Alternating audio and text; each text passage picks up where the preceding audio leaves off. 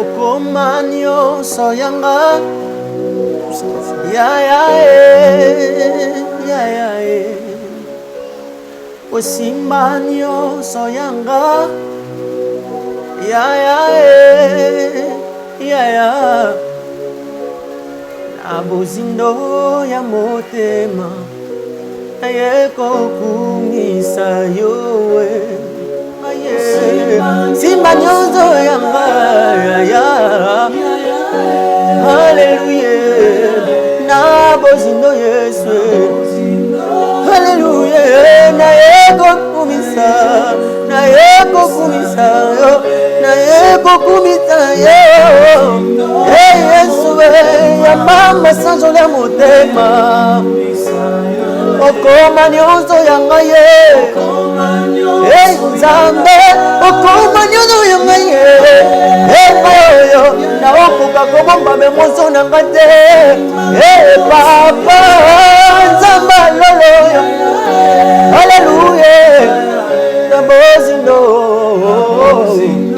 ya motema Naeko kumisa yo Nabozindo ya motema nanga ye Nabozindo ya motema Naeko kumisa yo Encore Okoma nyonso yanga ye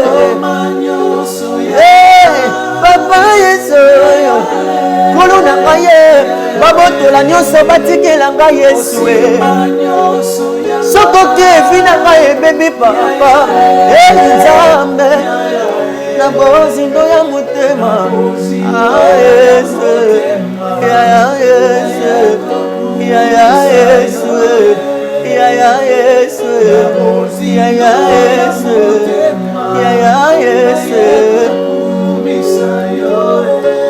Tuvuta kutute Bashapo kutute ya Yesu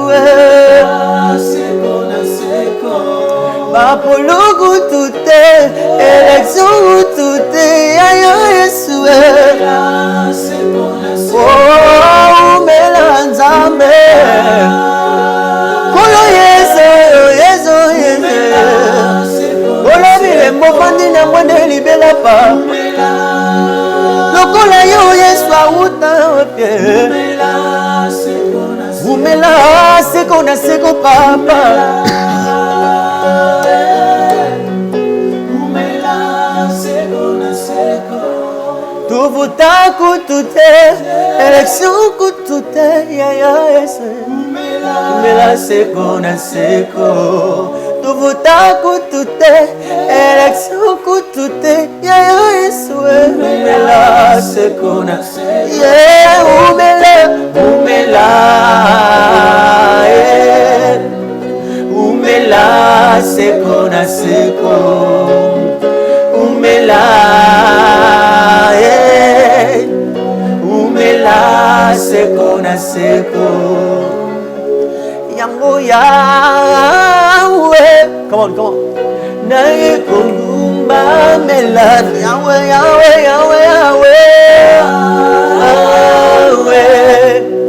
Nae kongumba melayo Encore Yahweh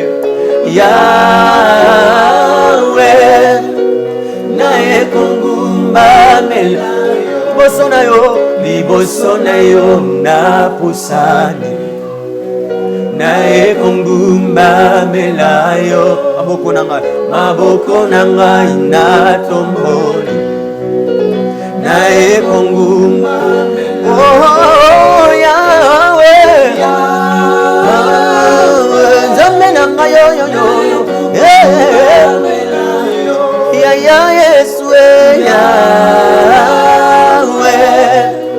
Nae kongumba melayo Liboso na yo na pusani Nae kongumba melayo Maboko nanga na tomboli Nae kongumba melayo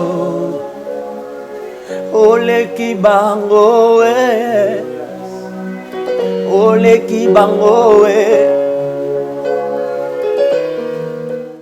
Que Dieu soit loué. Ezabongo Moussad Nanzambe, le pasteur José Kusenda Kaimbe.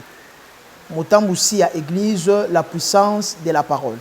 Voilà, par la grâce de Dieu, le lot de partager thème important, tout le belasi, l'adoration. Oui, na étape autosali, confusion et makasi.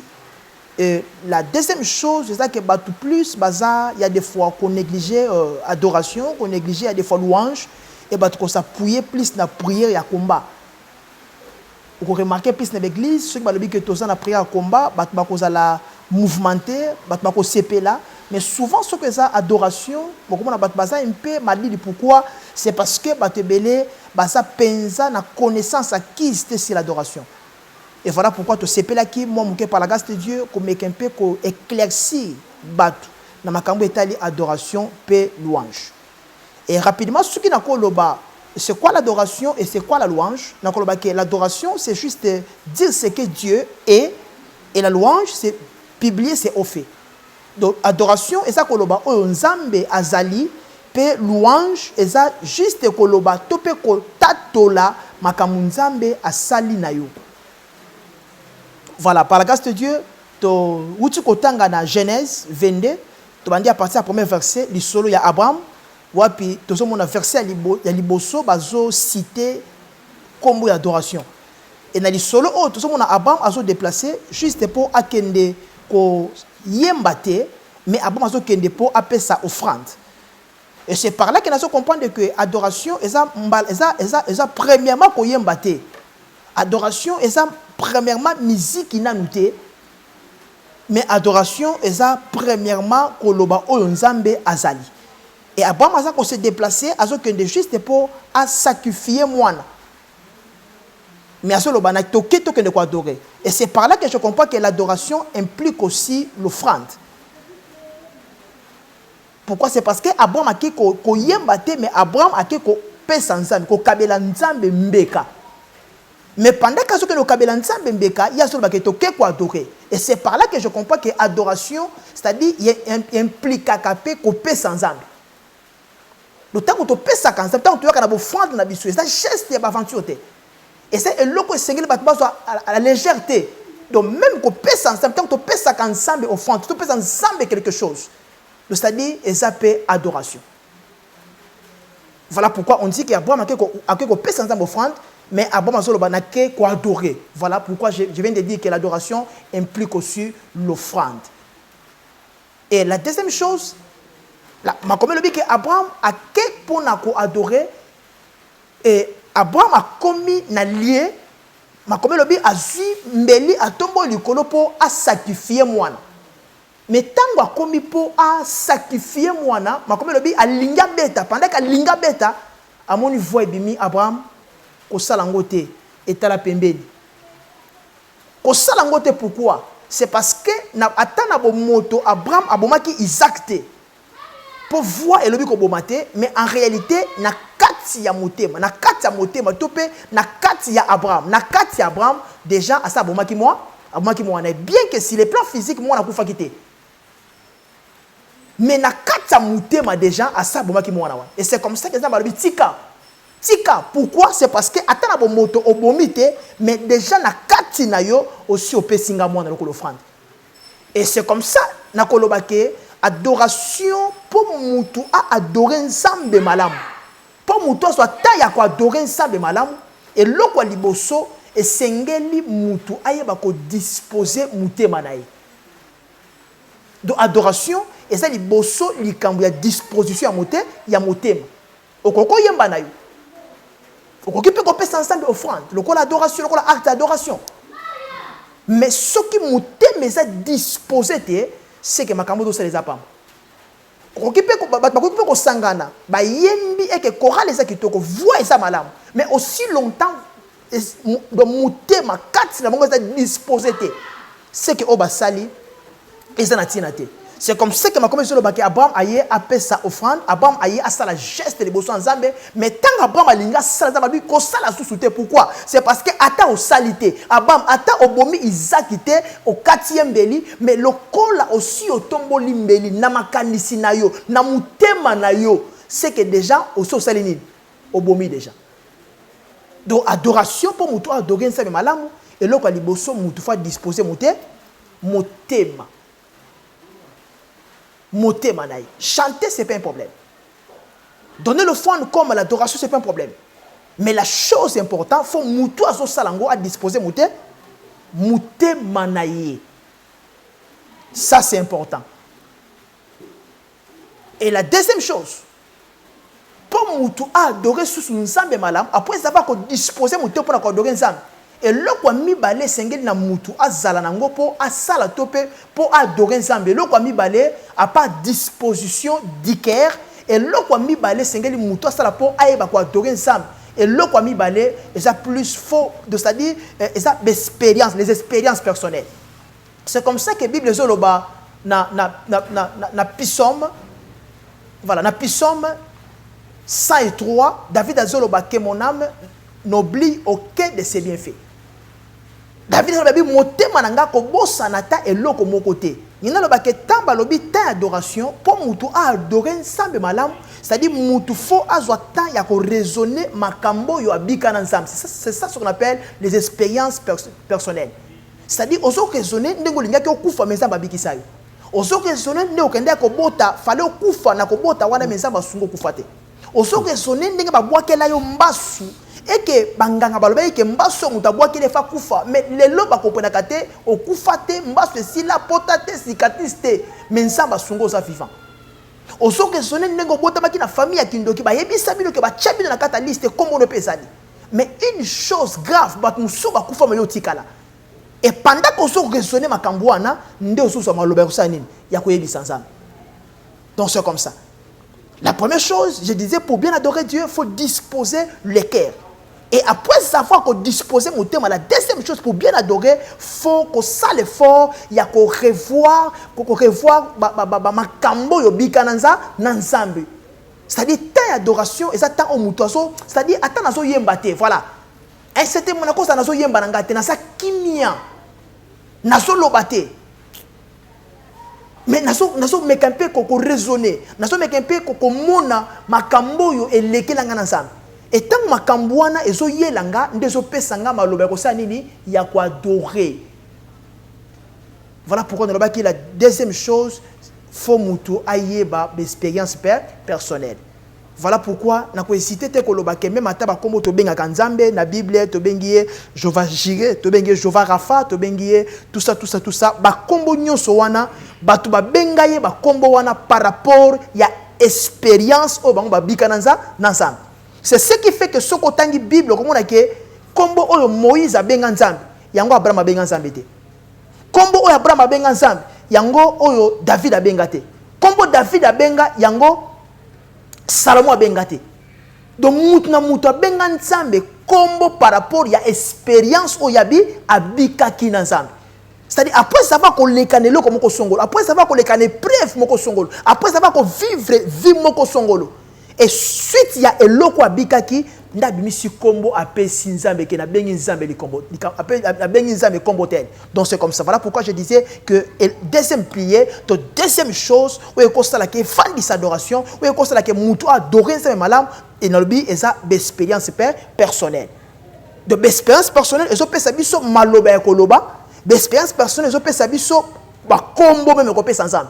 Donc, est-ce nécessaire que tu ensemble kaka le roi des rois? Est-ce nécessaire que tu ensemble ba combo David a benga? Pourquoi? Parce que David ba combo a benga et ça par rapport à makambu ya bika. Donc c'est comme ça. Donc muta benga ensemble combo na ye, ba benga ensemble na combo selo ye par rapport à makambu ya bika. C'était ça. Donc Abraham par rapport au ya biki a benga ensemble comme mususu. Moïse par rapport à makambu ya biki a benga ensemble comme mususu. Salomon peut par rapport à makambo biki a bengi nzambe comme mususu. Voilà pourquoi na uti ko lobake note, c'est-à-dire eza likambo ya ba expérience personnelle. Donc c'est comme ça. La deuxième chose pour que mutu adorer malam, faut mutu ayeba ko revoir, mutu ayeba ko kanisa makambo yo abiki na nzambe. Et tant so kanisango ndeso peso penza maloba. Na ngi bi siko so landanga ou eza temps ya yo o réfléchir. Makambo nzambe asalela yo. Ou eza temps na yo ya ko réfléchir. Makambo nzambe asala na famille na yo. Ou eza temps o réfléchir. Osalaka mutu okufa, okangama na kura mais nzambe asunga ke okufa te.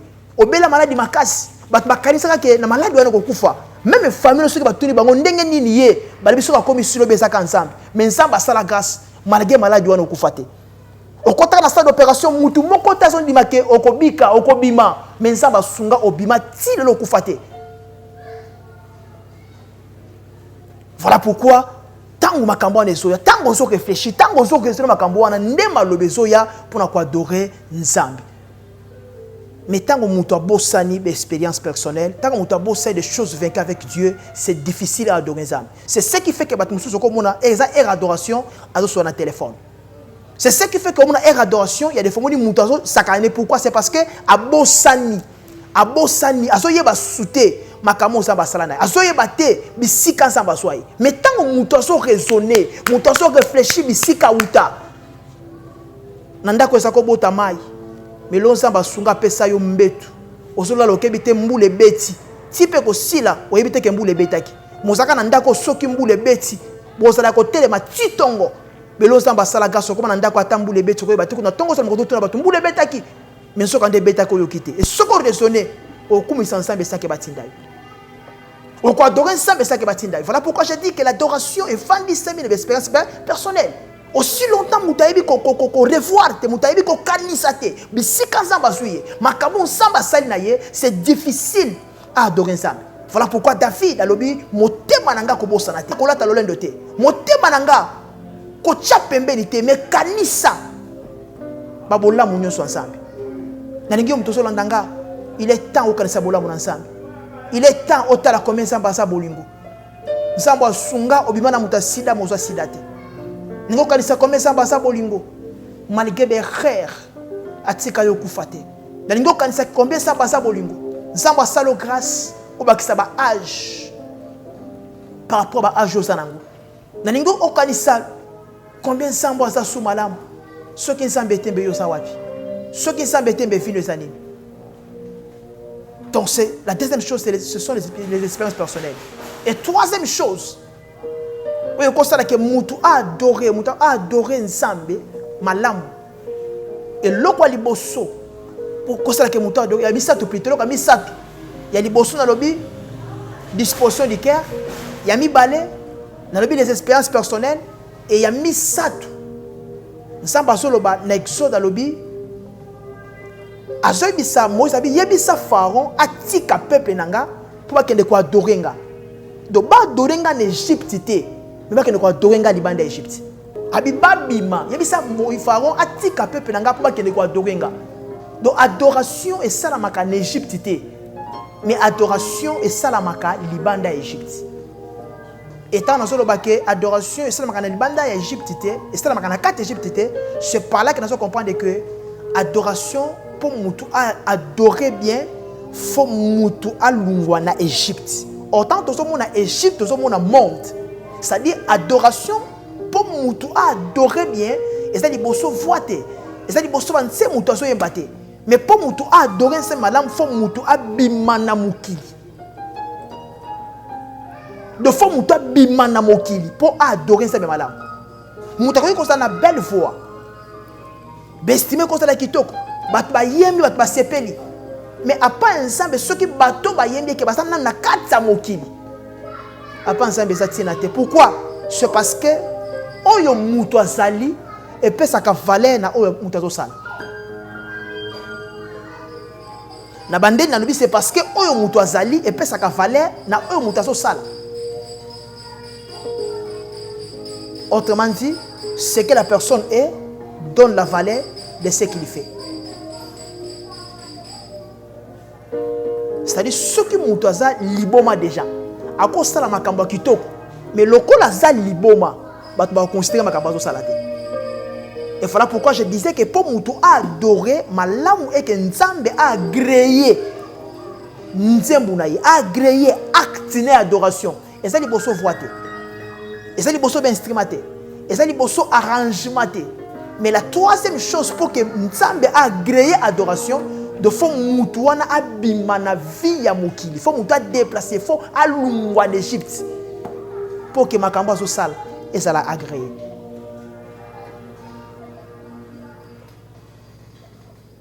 Bien aimé, l'adoration est très important. Adoration est très important. Adoration et ça na c'est ya prière à combattre. Mais l'adoration est très importante. Très important. Pourquoi? C'est parce que l'adoration amène dans sa présence. Adoration, nous avons la présence ensemble. L'adoration amène à sa présence. Et non seulement ça, l'adoration nous amène à sa présence et l'adoration aussi nous donne la paix.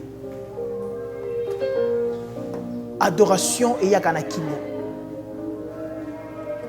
Troisième chose, je dirais que l'adoration nous ouvre aussi les yeux. Adoration et fongola kamiso pemisu.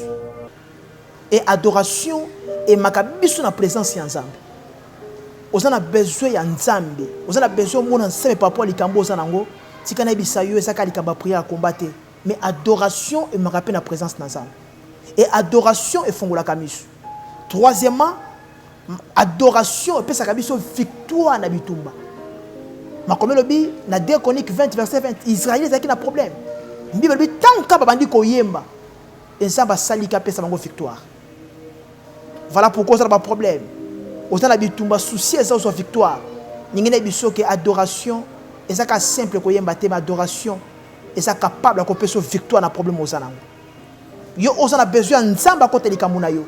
N'ingene biso que adoration et adoration et benda kanzamba. Adoration et attire kanzamba.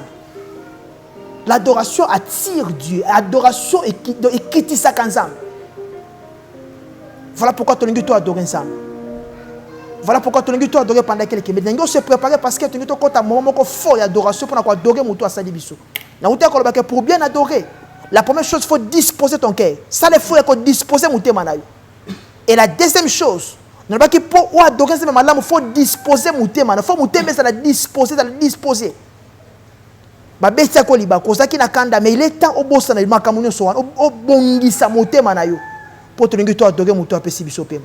Et troisième chose dans le pour adorer ça malamu faut raisonner makambo nza obika na nzambe expérience personnelle makambo obika na nzambe. Dans le c'est comme ça que David a dit na Psaume 103 motema nanga molema nanga ko bossa na te makambo nzamba sala na yo. Na bitin adoration ça tant moto avandi à se réfléchir makambo nzamba sala na yo. À se réfléchir makambo abika na nzambe. Ozalaka muto kufa na kindo ya famille bat musuba kufa mais nzamba abiki sayo. Yombolo so comme fazer mais nzamba sunga afongolela ba porte. Ozalaka muto bet obota te batala yo nyonso ko beba. Mais ti lo ba comprendre ka te mutu nyonso beba lelo bota mwana. Mukile pesa ko chance te. Mais lo nzamba sala oyo sali. Ozalaka soki mbule beti bokola la pongite mais lo nzamba pesa binonda kwa bien. Est-ce qu'on adore Nzambe te? Est-ce qu'on loue qu'on soit teint qu'on adore sous ce mutu wanate? On met tout na kate et l'autre on sala ka ponza bati qu'on a pem. On met tout na kate et l'autre on sala ka chaque fois pour bana mike baso kufa mais Nzamba tika yo et l'autre on dit bana ba sali yo salité. Ça c'est sa grâce. Voilà pourquoi nous voulons l'adorer. Tu nous sois teint qu'on gumba melansambe wana. Tu nous sois teint qu'on fuka ma pour na quoi adorer Nzambe soit pesi biso pema. Nengi bene me wa adorer Nzambe. Nengo so temps quoi adorer ensemble et n'arrive pendant que tu sois adoré oso raisonner oso bon oso raisonner makambo bika na ensemble kenda ko bota falo kufa ninga balobi moi dans la position mabe tension mati ou bien moi na mensamba sunga ni moi na ni yo mutu moko ta kufa. Voilà pourquoi tu n'es toi adorer ensemble tu sois adoré na comment est-ce que tu bon deli tu n'es pas adorer ensemble tu adorer alinginga mingi Yesue moto ya bobotoe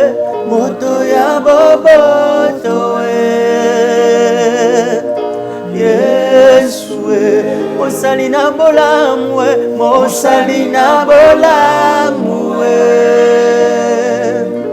Yesue moto yako yemba Yesue alinginga mingi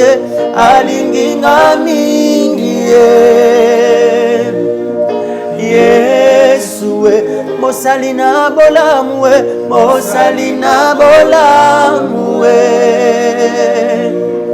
Yesue moto ya bobotoe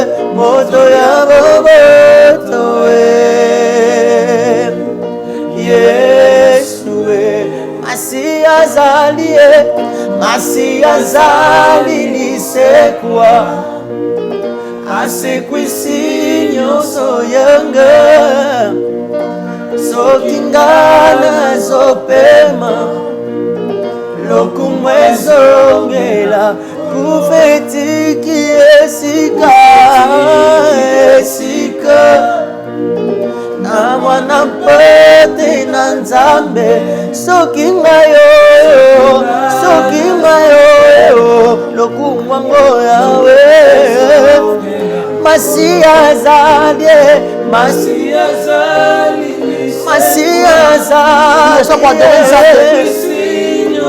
soki Manakotala makamusa basali na vina yo. Alléluia. Manakotala makamusa basali na ndaku na yo. Kufetiki esika Beloza wapi? Kufetiki Soki nzambe te. Bate na nzambe Beyoza wapi? Soki ngayo nazopema lokumu ezongela nkolo alinginga mingi Yesu alinginga mingi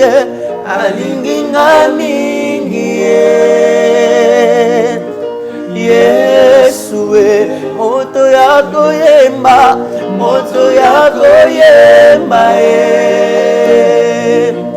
Yesu Masia alinginga mingi tikana yendela yenzengoyo akufela kingai na eku Oui, on s'en adorer. na yende Adorer mutu apesi yo pema. Eloko nyo sali posa na pema. Masia Mama bakufoleki bango na nini? mingi tikana Nzambo azobatela yo. yenze Nzambo azosala kasi. akufela Nalingi ozwa kwa adorer. na eku Oh, que te sois loué. na ende nazwi lobi yemba Masia alinginga mingi tikana yembela yenzengoyo akufela kingai na ekulusu na yende nazwi lobi yemba Masia alinginga mingi tikana yembela yenzemboyo akufela kingai na ekulu na yende nazwi yango nani yazalo kolayo nani akosu ngalo kolayo Yesu misweto mwami likolo tokotato lamone yemanani akosala ye akosala lokola ye akosala te aza te oh Yesu akosala te mosantu merci misweto kwami likolo tokotato lamonene kumbona yenane kumbona yonzambe seko na seko yokumama. Oui, yo mutu adoke na biso nalingi sikoyo nasambela mpona yo oza na problème oza na Italie oza na France oza na Belgique oza na États-Unis oza wapi oza na problème nauta koloba ke adoration ebengaka nzambe ntango nzambe azokita eza mpo apesa solution nalobaki adoration emaka délivrance oza na baproblème ozoyeba te osala nini mpe outi kopase na biso tant kitoko adoration ndenge nasambela mpo na yo mpo ke nzambe akangola yo ndenge na prie mpo na yo mpo ke nzambe ya bible oyo akangolaki Israël liboso baproblème apporter délivrance te na vi na yo e nalobaki ke adoration non seulement epesaka délivrance mais nalobaki que adoration c'est-à-dire et ça et peut ça victoire, voilà, et peut ça victoire. N'ayez pas besoin d'ango ça pas problème. On a besoin que nzamba longi sayo. N'ayez suko na sambela pona yo. Bien sûr tant qu'on prier pour na yo. Nous avons besoin de poser foi na yo. Nous avons besoin de poser foi na yo parce que ce qu'on a la foi et ça possible nzamba salela yo. Mutu nyoso posa ka foi abika ka bola nzamba. Voilà pourquoi nous avons prié, on a un problème, il y a on a un problème, il y a des déceptions, on a un problème, il y a mari de nous, on a un problème, il y a un foutu, on a un problème, il y a une loi, on a un problème, il y a un lien. Mais où tu peux adorer na biso longo, où tu peux passer na biso tant que tu peux adorer, ce moment fort d'adoration. Nous avons sambe la pona yo pour que nous savions na bikisa yo. Au fukami, nous avons besoin au tchaka mboko likolo et nous avons prié pour que nous la Bible abikisa yo. Quand on a dit que la maladie quand on a dit un problème, quand on a la réponse, on a sauté. Mais on a besoin de c'est lui qui est capable de faire quelque chose dans ton roi. On a prié pour que ça soit sunga. On a fait ici, on a quelque part sur la biso. On a besoin de prier pour que ça soit Bible canalisée là. Seigneur, nous avons bon de la pour nous nous connecter na biso na tant que to quoi adoration. On adorer na biso longo pas sambe na biso longo.